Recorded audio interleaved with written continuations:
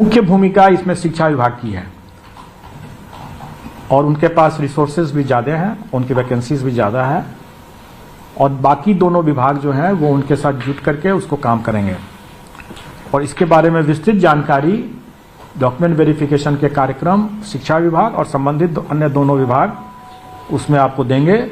हमारी ओर से इनको चरणबद्ध तरीके से एक-एक करके हम अपना रिजल्ट देते जाएंगे। आज अतुल प्रसाद जी के द्वारा एक प्रेस कॉन्फ्रेंस किया गया और इस प्रेस कॉन्फ्रेंस में बताया गया कि जो पीपीएससी टीआरई 2.0 है ये किस तरह से फेज़ 1 से अलग है। इसमें तमाम बिंदुओं पर चर्चा की गई, जैसे कि 1 कैंडिडेट 1 रिजल्ट पर, NIOS DLED पर, साथ ही साथ आज किन किन विषयों पर रिजल्ट जारी हो सकता है, मल्टीपल रिजल्ट दिए जाएंगे क्या, किसी को बिलीव ही नहीं हो रहा है कितनी जल्दी रिजल्ट तैयार भी कर दिया गया है और किन किन विषयों पर कब कब रिजल्ट जारी होगा। चलिए प्रेस कॉन्फ्रेंस पे चलते हैं और सुनते हैं अतुल प्रसाद जी का बयान। और जैसे पिछले बार की भांति ही इस बार भी होगा और आपने वो देखा होगा कि कल हम लोगों ने एक विस्तृत अनुदेश निकाला है इसमें कि हम सभी अभ्यर्थी को पिछले बार की तरह ही इस बार भी वो अपना डॉक्यूमेंट को डाउनलोड करेंगे और जिसमें कि वाटर मार्क होगा और उसके बाद ही ले जा करके वहां देंगे।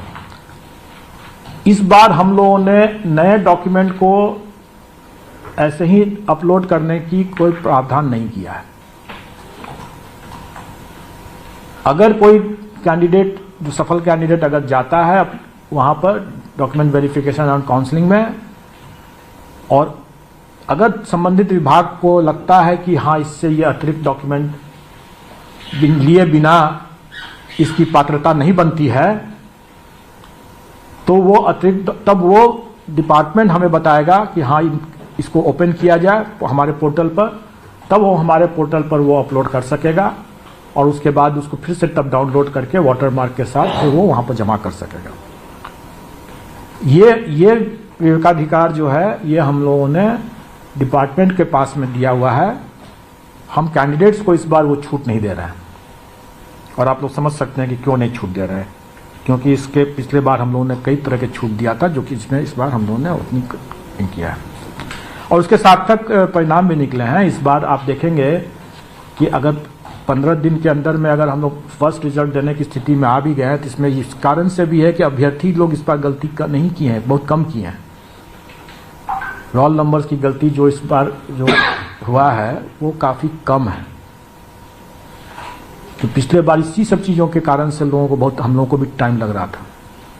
तो मैं समझता हूं कि साफ सुथरे परीक्षा दिया और साफ सुथरे तरीके से हम लोग रिजल्ट देंगे और सही समय पर देंगे और आपकी आशा से बढ़ करके हम आपकी उम्मीदों से बढ़ करके हम लोगों ने फास्ट तरीके से इसको दिया है। पिछले बार हम लोगों ने कीर्तिमान स्थापित किया था, इस बार फिर से कीर्तिमान स्थापित कर दिया और जैसा कि मैंने पहले भी बताया था कि पेपर लीक और पेपर वायरल बीपीएससी के लिए वो अब इतिहास हो गया है। कुछ सर एक रिजल्ट तैयार हो गया तो परसेंटेज दे दीजिए सर, कुछ बता दीजिए कौन सा रिजल्ट जारी करेंगे तो 6 to 8 का? जैसा मैंने बताया कि अभी कोई भी रिजल्ट बना नहीं है। अच्छा, हमारा होमवर्क तैयार हुआ है लेकिन रिजल्ट अभी नहीं बना, इसलिए कोई भी आंकड़े अभी हम उसमें बताने की स्थिति में नहीं है।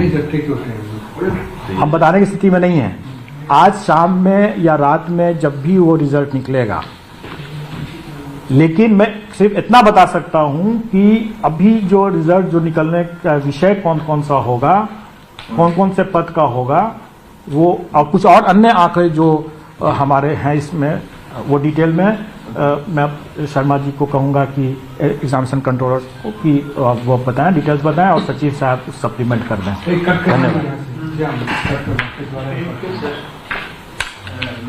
चेयरमैन सर ने तो बहुत डिटेल में बताया ही आपको, लेकिन हम लोग सबसे पहले प्रधानाध्यापक और मिडिल स्कूल में 6 to 8 का रिजल्ट जाएगा। तो अभी तक जो सेकेंड प्रोविजनल आंसर हम लोगों ने डाला है उसको पहले फाइनल करेंगे, क्योंकि उसका नियम है कि अंतिम आदर्श उत्तर जाता है उसके बाद ही होगा। तो अभी पहले सबसे पहले वही काम करेंगे कि आदर्श उत्तर हम लोग जारी कर देंगे, उसके बाद रिजल्ट की प्रक्रिया शुरू होगी। तो मिडिल स्कूल के लिए 6 to 8 जो शिक्षा विभाग का है उसमें गणित एवं विज्ञान, सामाजिक विज्ञान, हिंदी, अंग्रेजी, संस्कृत, उर्दू यही सब विषय है। इसमें से कितने आप अभी दे रहे हैं? आज कितने दे रहे हैं? आज हम लोग इसका मैथ और साइंस का, और जो प्रधानाध्यापक सर ने बताया कि ये तैयार की स्थिति में है, मोस्ट प्रोबेबली आज हम लोग इसको डिस्क्लोज करेंगे। मैथ्स एंड साइंस एक ही पेपर है और हेडमास्टर ये आज कितना पद है? 65 68 है। वो आप वैकेंसी में है, टोटल वैकेंसी हम बता देंगे।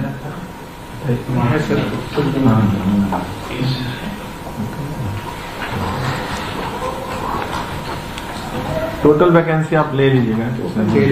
और इसमें एक चीज और ऐड करना चाहेंगे, इस जो परीक्षा हुआ इसमें हम ऐड करेंगे जरूर कि आयोग के कर्मी और पदाधिकारी दिन रात काम किए हैं और कोशिश किए हैं कि एरर फ्री हो। एरर फ्री रहने का है और निर्विवाद सर ने बताया कि क्वेश्चन वगैरह नहीं मानेगा, लेकिन इसमें सर का डायरेक्शन और कर्मियों हमारे पदाधिकारी और कंट्रोलर साहब और पदाधिकारी का बहुत बड़ा योगदान है। और हम लोग जो अभी नया सिस्टम है बायोमेट्रिक मिसफायर जो है ना, हम इसमें एक दो चीज ऐड कर देते हैं कि जो रिजल्ट जो निकलेगा, हेडमास्टर में 2 विभाग है और ईबीसी बीसी वेलफेयर और SC/ST वेलफेयर, इसका रिजल्ट निकल जाएगा।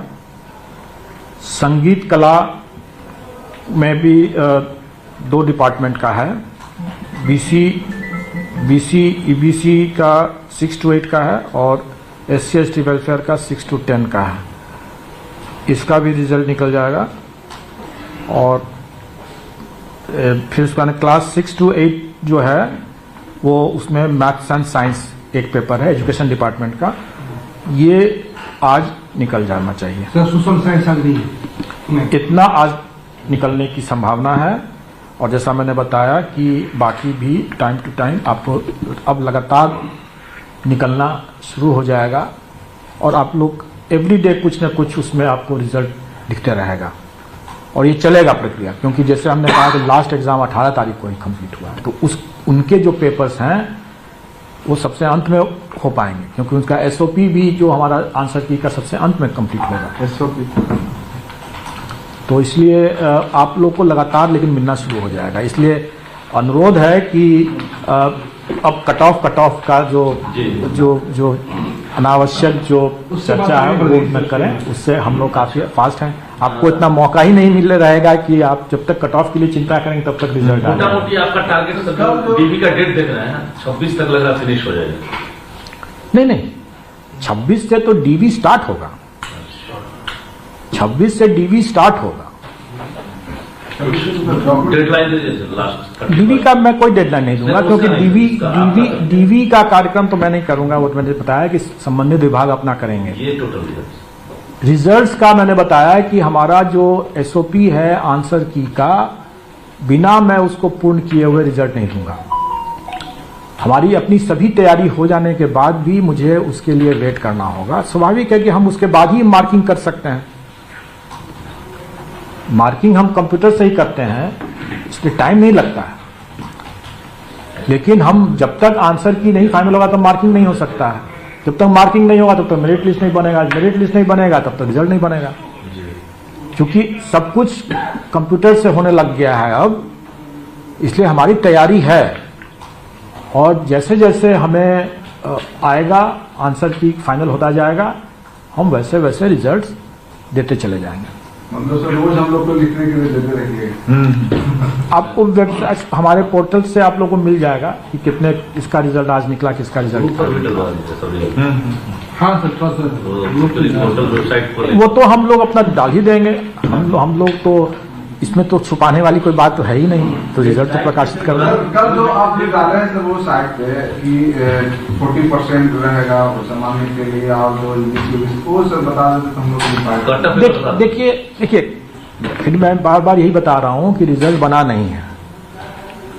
वो जो प्रावधान थे उसका उल्लेख किया गया है और वो इसलिए उल्लेख किया गया है क्योंकि TRE 1 में कई शिकायत आई थी, करीब 498 शिकायतें ऐसी थीं जिसमें उस कैंडिडेट का कहना था और उसका कहना सही भी था कि उसे उस कैटेगरी के मतलब जनरल कैटेगरी के यूआर कैटेगरी के कट ऑफ से ज्यादा नंबर था और फिर भी उसका चयन नहीं हुआ।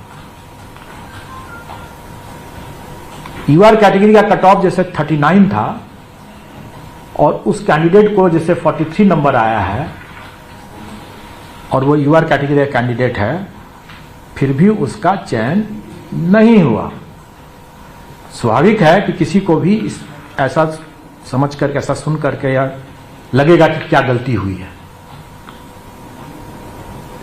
इसी चीज को समझाने के लिए और एक्सप्लेन करने के लिए कि फिर से इसी तरह का मतलब कंफ्यूजन लोगों के मन में न हो, हम लोगों ने वो प्रावधान वहां पर पूरा एक्सप्लेन किया है।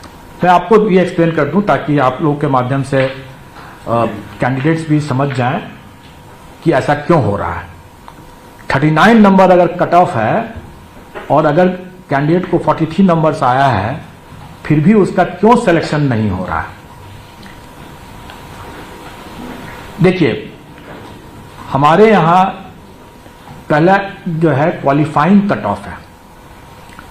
क्वालिफाइंग कट ऑफ जो है वो रिजर्वेशन कैटेगरी वाइज अलग अलग है, जो कि जीएडी का सर्कुलर है, जो 40% है, 32% है, 35% है, वगैरह वगैरह। ये हमारे स्टैंडर्ड जो हैं पहले से बने हुए हैं। तो 40% जो होता है यूआर के लिए क्वालिफाइंग जो होता है वो 48 मार्क्स हो गया। 120 में 40% इज 48 मार्क्स। जिस कैंडिडेट जो यूआर कैंडिडेट जिसको 48 नंबर से कम आएगा, जैसे जिसको 43 नंबर आया था, वो मेरिट लिस्ट से बाहर हो जाएगा क्योंकि तो क्वालिफाई नहीं कर रहा है। तो जिसको 43 नंबर आया वो तो मेरिट लिस्ट से बाहर हो गया। तो अब जिसको 39 नंबर आया वो मेरिट लिस्ट में कैसे आ गया। अगर कोई कैंडिडेट, जो हमारी जो रिजर्वेशन के जो सिस्टम है उसमें यह होता है कि कोई कैंडिडेट रिजर्व कैटेगरी का अगर है भी, लेकिन अगर अपने मेरिट से और वैकेंसी के हिसाब से अगर जनरल में अगर आ जाता है तो उसको जनरल ही माना जाता है और रिजर्व कैटेगरी का कोटा खाली रहता है। तो जो कैंडिडेट 39 नंबर लाया, रिजर्व कैटेगरी के लिए उसका 39 ही उसका क्वालिफाइंग कट ऑफ है। तो 39 नंबर ला करके वो क्वालिफाई तो कर गया, तो इसलिए वो मेरिट लिस्ट में तो आ गया। अब जब रिजल्ट बनाने लगे